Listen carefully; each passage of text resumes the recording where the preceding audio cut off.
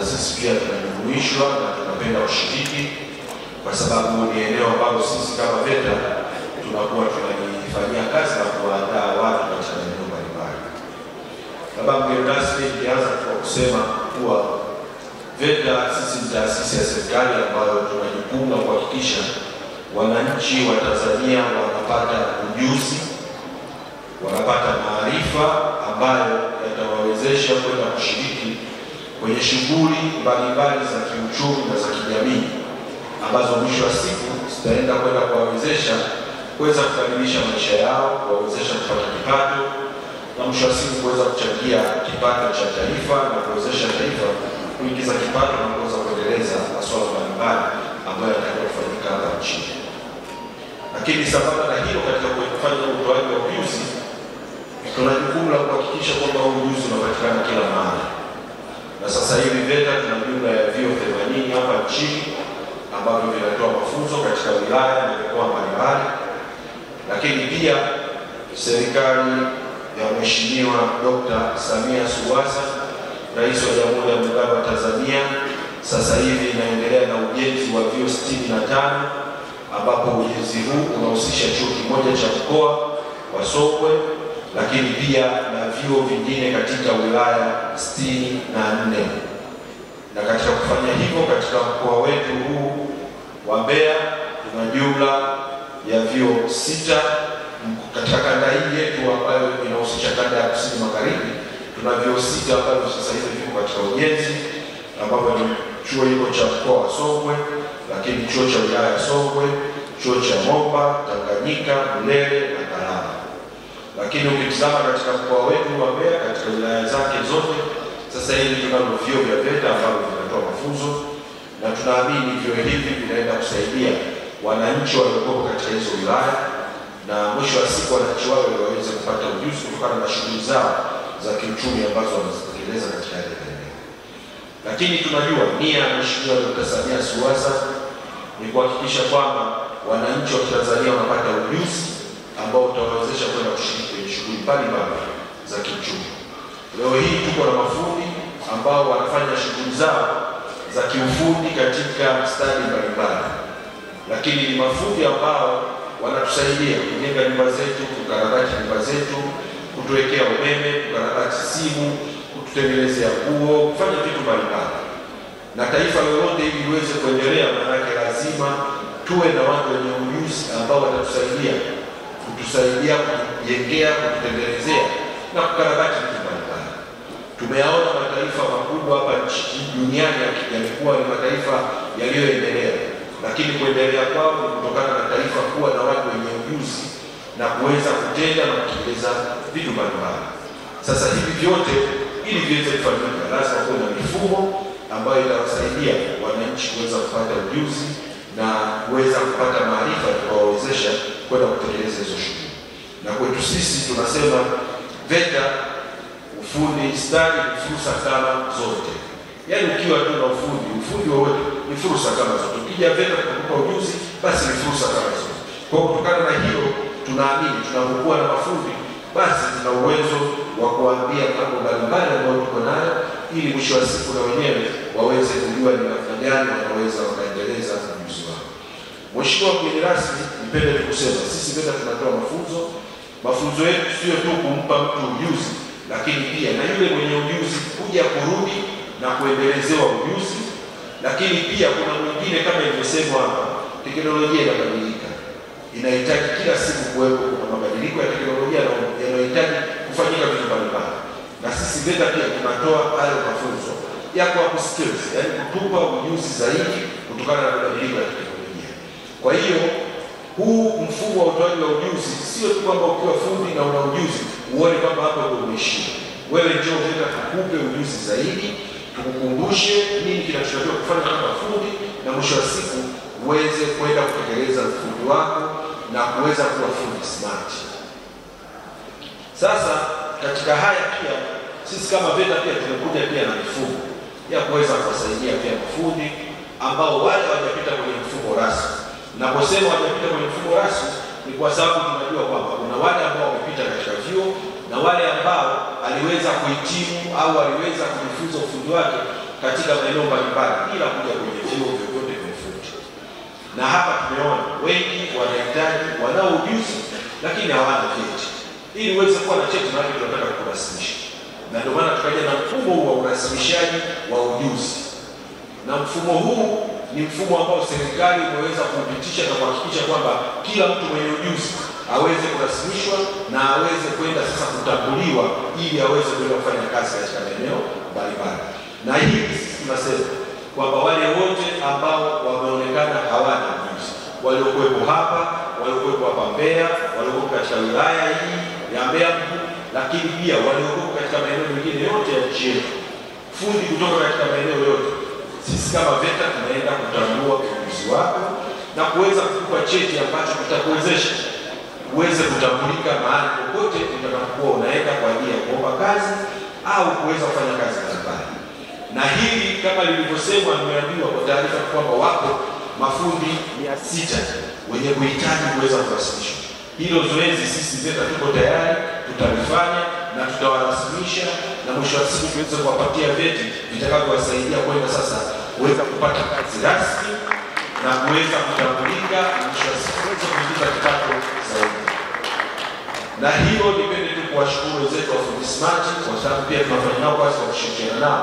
Tuende kwenda kufanya kwa pamoja, na naamini wote wale ambao walikuwa hawana vyeti au hawajarasmishwa wote tutawafikia na tutawarasimisha ili uweze kwenda kufanya kazi zenu vizuri kwa uhakika, ukiwa pia unajisikia na wewe pia ni mtu ambaye unatambulika. Lakini pia nipende kusema zimetajwa hapa changamoto mbalimbali ambazo pia ni rasmi na kuja kuziongelea. Mimi nipende kusema mafundi tunaziongelea changamoto zipo na zitaweza kufanya kazi, lakini pia sisi kama VETA na sisi pia tunapatiwa changamoto za mafundi. Mtu yoyote mwenye kujenga, kutengeneza, kukarabati, hebu tuendeni tukafanya mfiki kwa ufanisi. Kwa kuwa unapolipua kazi, unapofanya kazi kwa kiwango cha chini, unamletea shida pia yule ambaye amepewa jukumu la kuhakikisha wananchi wa Tanzania wanapata ujuzi. Leo hii fundi utakavyoenda kutengeneza vibaya tiles, utakavyoenda kupanga tofali vibaya, utakavyoenda kufanya wiring vibaya, sisi kama VETA tunalaumiwa kwa kuandaa watu ambao wameshindwa kutekeleza kazi zao vizuri. Kwa mimi niwaombe wafundi, twendeni tuhakikishe ule ujuzi tuliokuwa nao tunautumia vizuri. Kama unahitaji kuongezewa maarifa, njoo VETA, nenda kwenye chuo cha ufundi stadi kuongeza maarifa, ili unapoenda kufanya kazi yenye ubora, yenye viwango, iweze kwenda kumsaidia wewe mwenyewe, lakini pia na mafundi wengine kuona kwamba kuna uhakika na tunao nchini mafundi wenye uwezo wa kuweza kwenda kutekeleza hivi. Naitwa Rajabu Uliku. VETA mimi ni mratibu wa uzalishaji na mafunzo ya muda mfupi. Jinsi urasimishaji unavyokuwa, wewe ukiwa kama fundi unahitaji au na jukumu kubwa sana la kujihakiki kama wewe ni fundi smart. Sasa fundi smart lazima kwanza awe fundi mahiri. Wameongea wawezeshaji waliopita wakiwemo wakurugenzi wa fundi smart pamoja na mkurugenzi wa VETA. Mkurugenzi mkuu kaeleza hapa urasimishaji kwamba unapewa nafasi kubwa. Sisi tunahitaji wewe fundi uweze kupata fursa na kuzitumia, lakini katika mfumo halisi lazima utambulike kwa kuwa na cheti. Mafundi ambao mnasoma sasa hivi VETA, msijihakikishie kwanza, maana naona mnapiga kelele sana. Msijihakikishie kwa sababu mmevaa uniform mkiwa mnahakika kwamba mtapata hiyo cheti. Hauja qualify huwezi kupata cheti. Kwa hiyo hivyo na mafundi hawa tunakuchukua kama ulivyo fundi hivyo. Tuna uhakika kwamba wewe tayari ni fundi, unajua vitu vingi, inawezekana na ufundi wa kurithi kutoka kwa baba, mjomba au mtu mwingine. Lakini kuna ule fundi ambaye anajifunza kwa mwenzake akiwa kama zaidi ya fundi na baadaye anakuja kuwa fundi kamili. Sasa ili uweze kuwa fundi mahiri au fundi mbobevu, lazima upate elimu ya kutoka VETA ya ufundi. Tutakuchukua pale ulipo, utakapokuja tutahitaji kujua skills ulizonazo kwa ufundi husika. Kama wewe ni fundi mjenzi wa gari, wa umeme au wa kushona, ukijiita fundi, kuna vigezo tutaviangalia kama kweli wewe ni fundi. Tunao wataalamu wetu ambao ni walimu. Sisi sasa hivi tuseme mwalimu tunaita mkufunzi. Utakapokuja atakukagua katika maeneo yako ambapo wewe unajiita fundi. Atakaporidhika ndipo ataweza kuandikia au kukupa ile mitihani na kuhakikisha kwamba wewe ni fundi na kutoa ripoti itakayoweza kuturidhisha sisi utayari wako wa kupewa cheti. Asiporidhika utapaswa kupitishwa tena kwenye tanuri la ujuzi huo ulionao uweze kuwa mahiri au mbobevu. Kuna magrupu ya mafundi ambao yalianza hapa zamani wakati wa Fundi Smart ikianza, walinufaika. Mifano ambayo nilikuwa nayo hiyo hai ilikuwa ni wale fundi simu ambaye Mr. maarufu kama Mnyaruko, sio hivyo? Yes. Aliyeongea hapa alikuwa anaongelea mambo ya TCRA, lakini amesahau kwamba ni product ya fedha. Kwa hiyo ule umahiri wake ulipojengwa ukamsaidia kwenda kupata leseni ya TCRA kumruhusu atengeneze simu. Kwa alisoma fedha mambo ya electronics ikiwepo pamoja na simu. Wapo mafundi ambao walikuwa na wajenzi, walipokuja walikuwa hawajui jinsi ya kusoma ramani. Yeye muda wote alikuwa ni fundi anasubiri anazishiwe ramani au msingi, yeye anajua kujenga na kumaliza. Kwa hiyo wanafundishwa vipimo na kusoma ramani na jinsi ya kuweza kujua kutumia ratios kwenye ujenzi. Vivyo hivyo kwenye fundi mwingine. Sasa kuna watu wanachanganya na kuna maneno yanayokuwa yanaendelea mtaani wakisema Fundi Smart wanakachuo kao, yaani wanakiona kama Fundi Smart ni chuo. Fundi Smart sio chuo.